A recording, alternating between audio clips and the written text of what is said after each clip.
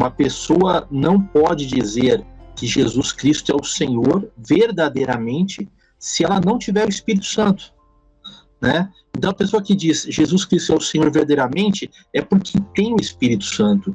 Então aí a gente vê como o Espírito Santo é fundamental, como ele é decisivo. Eu estava ouvindo o pastor Misael falar, né, a importância que tem para a salvação do ser humano. Então, nós devemos valorizar mesmo. E a palavra de Deus, ela não apenas manda valorizar, como manda buscar. Jesus, antes dele subir aos céus, ele deu uma expressa ordem para os seus servos: ficai em Jerusalém. Então, quer dizer, eles não deviam, apesar da urgência que tinha a mensagem, apesar da alegria toda de ver o Cristo ressurreto, apesar de todas as expectativas que eles tinham, a principal urgência deles era ficar em Jerusalém e aguardar. É claro, não sentados, mas eles deviam orar e buscar pelo cumprimento da promessa, porque esse era o propósito de ficar em Jerusalém, aguardar o cumprimento do derramamento do Espírito Santo. Então olha que coisa maravilhosa, o Espírito Santo é realmente importante. Mas quando a gente fala em ser cheio do Espírito Santo, normalmente a gente fala em dons espirituais, não é? Eu lembro quando eu estive nessa missão de buscar também o revestimento do Espírito Santo, o batismo com o Espírito Santo. Então eu ia participar de algumas vigílias e sempre tinha um irmãozinho: vai lá. Aí você vai lá, glória, glória, glória, glória, glória, glória. Daqui a pouco o Espírito Santo te toma, embola com a língua e você vai estar falando em outras línguas. Eu já cheguei a participar em alguns cultos e presenciar coisas assim assustadoras, do tipo ensinar a falar em línguas, que é o quê?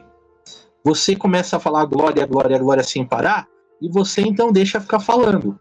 Então, quer dizer, não é que alguma coisa toma a sua boca, é que a pessoa, ela se condiciona, né, a falar embolado. Então, você tem todo tipo de ensinamento. Porque realmente, né, o falar em línguas é um sinal inequívoco do revestimento de poder.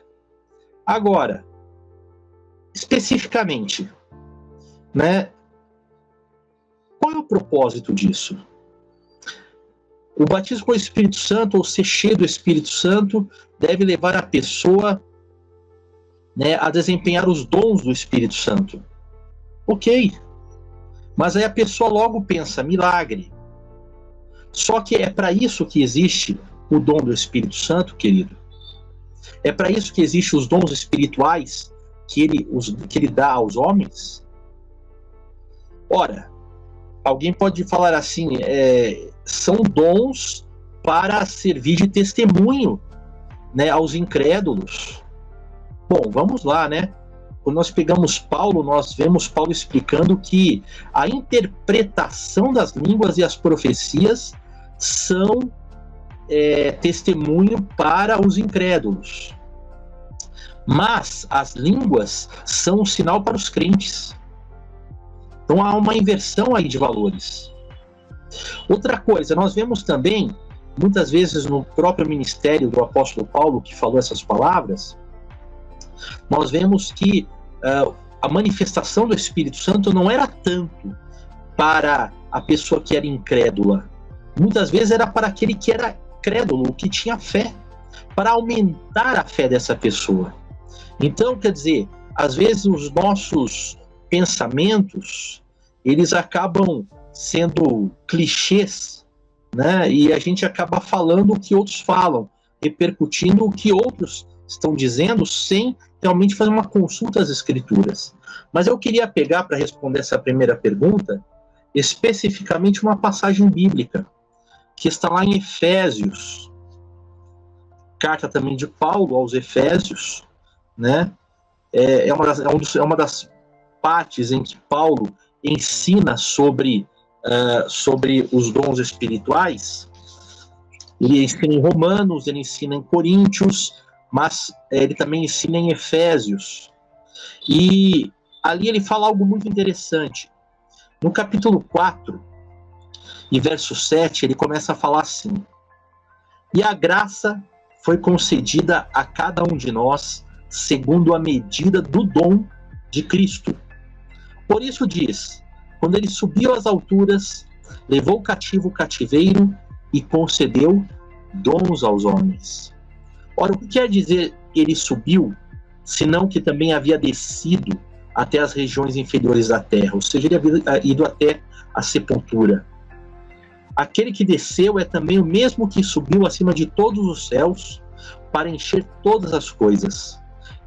E olha só, ele mesmo concedeu uns para apóstolos, outros para profetas, outros para evangelistas e outros para pastores e mestres. Então veja, aqui você tem uma relação de dons. O dom não é somente aquele dom miraculoso e sobrenatural repentino, como é uma profecia, uma revelação, né, uma palavra do conhecimento ou da sabedoria, ou como é as línguas e a interpretação das línguas. Ou talvez uma oração e um milagre, uma cura, ou o mover sobrenatural do Espírito Santo.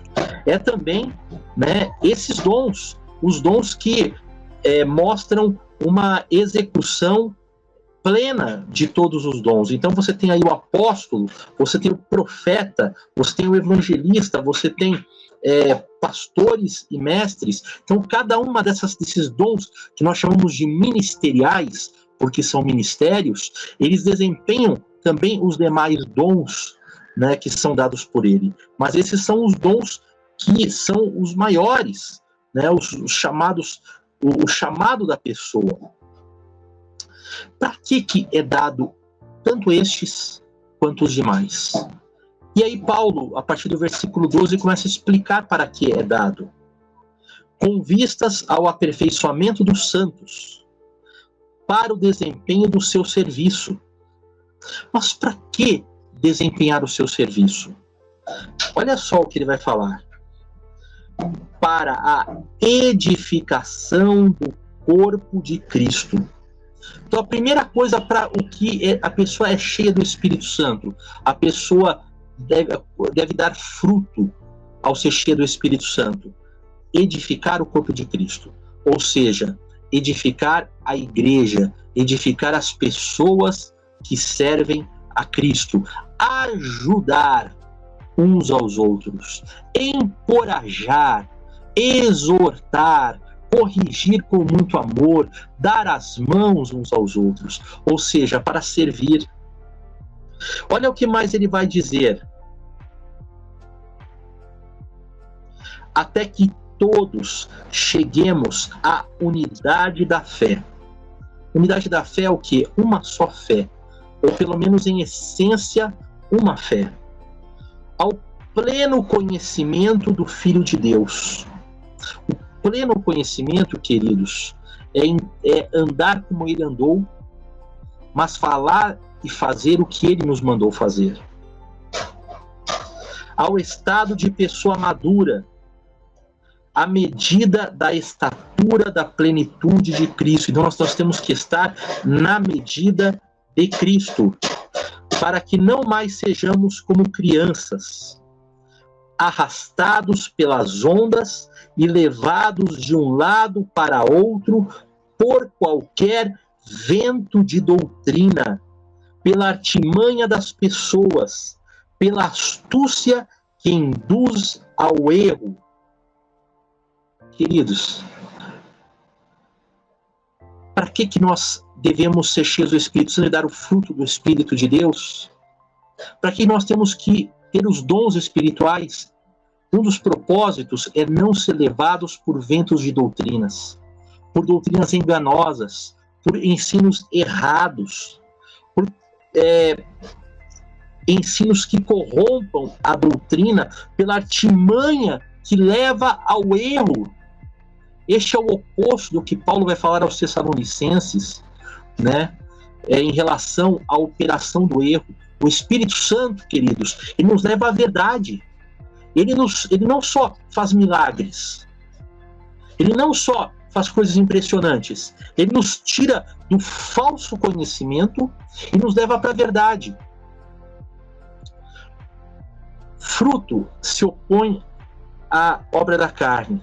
E uma das obras da carne, ali relatadas por Paulo, é a idolatria. Idolatria tem a ver com a adoração, ou seja, com você fazer a vontade de tudo que é falso Deus, de tudo que leva contra a palavra de Deus. Então, um dos propósitos do Espírito Santo é fazer com que nós possamos resistir ao erro. Então, se engana quem acha que o Espírito Santo é só para gritaria, para choro, ou então para a manifestação de um dom. O Espírito Santo é para nos fazer chegar à verdade, para nos firmar na verdade, para nos dar fortaleza na verdade. Por quê? Porque sempre haverá uma ação do adversário para nos fazer pensar que estamos errados, para nos fazer pensar que estamos, nos questionar se estamos na verdade ou não, ou nos trazer doutrinas e ventos de doutrinas que só nos levam aos caminhos equivocados e só nos desviam da palavra do verdadeiro Deus. Então, queridos, é muito claro aqui. Os dons nos são dados para edificação do corpo de Cristo na verdade. Ser igual a Cristo é andar como ele andou na verdade do Pai. Os judeus tinham ali toda a doutrina verdadeira, os judeus tinham ali toda a lei de Deus, mas na verdade eles estavam interpretando errado. O que mais existe hoje nas igrejas cristãs é gente interpretando errado. Sabe por quê? Porque está preocupada só com as emoções e não está deixando ser guiado pelo Espírito para que seja conduzida à verdade.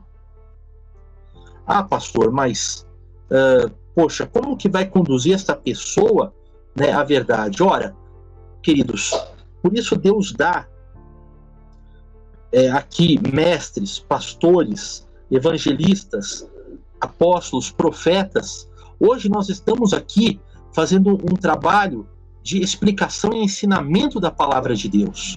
Por quê? Porque Deus nos tem concedido, né, este dom para levar a palavra aos que querem entendimento verdadeiro do Espírito Santo. Agora, eu me lembro muito bem, meus amados, daquela passagem lá no Apocalipse. Isso é muito interessante, irmãos, porque tudo isso tem a ver também com profecias. E lá no Apocalipse, nos é dito, né? Jesus nos diz: eis que estou à porta e bato. Se alguém ouvir, der ouvidos, não é, eu ouvi, fiquei sabendo. Se alguém der ouvidos, alguém realmente der atenção, porque está batendo, está saindo o som. Agora, você precisa dar atenção. Se alguém der ouvidos, ir até lá, abrir a porta, eu entrarei e eu cearei e ele comigo. Então veja, o que é esse dar ouvidos? É você realmente dar lugar à palavra de Deus, né? Assim como ele está batendo, também há pessoas usadas por ele que estão falando da verdade. Agora, nós precisamos dar ouvidos, senão não é automático. Senão não é uma coisa que vai acontecer por acontecer, depende também de nós fazermos nossa parte. Então, muitas vezes, o Espírito Santo está falando. Agora, nós somos seletivos, só damos ouvidos ao que interessa. E aí não tem jeito. Precisamos ouvir ele bater, precisamos abrir esta porta. Ora, se eu sou cheio do Espírito, eu tenho que confiar na liderança do Espírito Santo e pedir a ele que me dirija. Uma das coisas que Jesus falou sobre o ministério do Espírito, e os profetas também falaram sobre o ministério do Espírito nos últimos dias, é que ele nos guiará a toda a verdade. Ele tem feito isso por você? Essa talvez seja uma das mais importantes funções do Espírito Santo. Nos conduzir à verdade, a verdade que é Cristo, mas não somente a verdade que é Cristo enquanto pessoa. Enquanto pessoa, ele tem valores, tem ensinos, ele tem ensinamentos, tem regras. Então nós devemos ser conduzidos para conhecê-lo pela sua palavra. Então, isto é nós termos nosso entendimento aberto, isso é nós abrirmos a porta para receber a verdade. Então, não dá para você ser cheio do Espírito Santo se você não agir dessa maneira. Se você estiver cheio, mas você não agir dessa forma, não abrir essa porta, não dar lugar para o Espírito atuar dessa maneira, o que vai acontecer? Você sabe que o enchimento não é uma vez cheio para sempre. Você vê nos Atos, você vê ali nas Escrituras, como a palavra de Deus nos exorta a buscar sempre ser cheios. E aí, queridos, não tem jeito. Se você resistir ao Espírito Santo, como que você vai continuar sendo cheio? Não vai. Então, tenhamos cuidado e atenção à palavra de Deus.